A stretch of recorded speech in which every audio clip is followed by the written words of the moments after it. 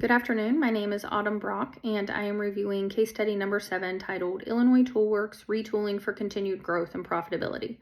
Illinois Toolworks was founded in Chicago in 1912 by Frank England, Paul Goddard, Oscar Hogg, and Carl Olson.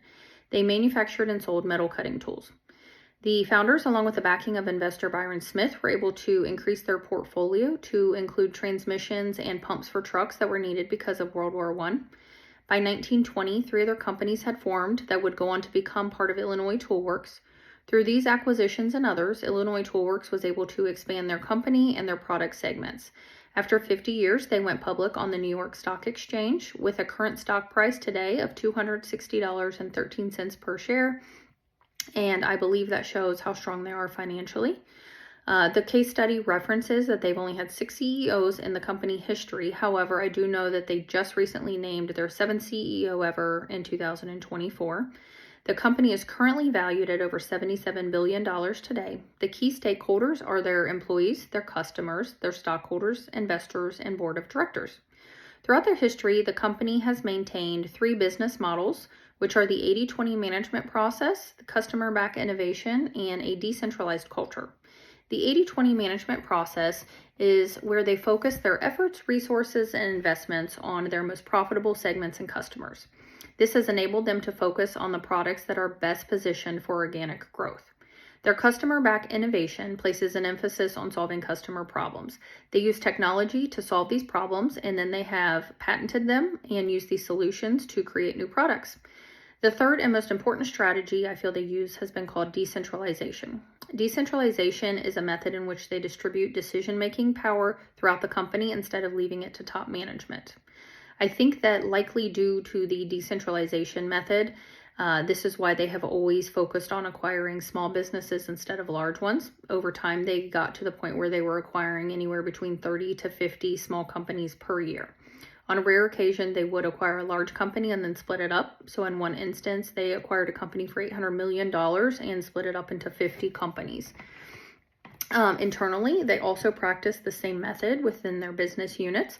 So anytime a business segment reaches over 50 million in revenue, they split it up. This has allowed each unit to operate independently and focus on their own operations and revenue. In turn, this has also allowed all of the employees within Illinois Toolworks to quickly move up the ladder, as obviously when they split up a business segment, they need more management.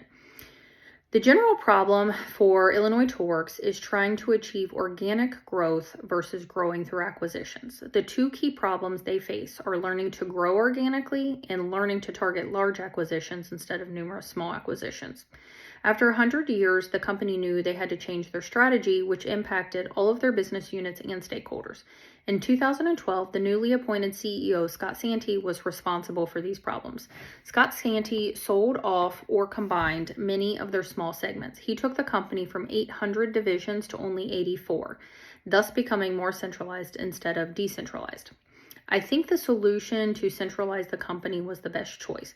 They could have focused on the large acquisitions, but I think they needed to focus internally instead, which in turn focuses on the organic growth. They were able to cut their costs and hold their margins.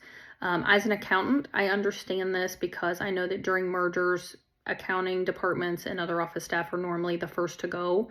You don't need 2 accounting departments. When you combine companies, you only need 1. You might need some of the staff, but you don't need all of it. So I know that going from 800 divisions to 84 allowed them to drastically decrease their overhead. And that is one way they can grow organically. It just made a lot more sense, I think, than for them to focus on the large acquisitions. Although I think now that they have focused internally, they can then focus externally and move to the large acquisitions. Negatively, they did experience a reduction in revenue for a period of time. Also, obviously, there were people who lost their jobs and there wasn't as much room for growth among the employees. However, not only is the solution realistic, I think it's effective and I think it was a good choice. Once they centralized their operations, they could focus on the organic growth. And as we talked about before with the 80-20 method, if they focus on the customers and the product segments that are best suited for the organic growth, I think they can continue to grow. And then later on, they can focus on the larger acquisitions. Thank you.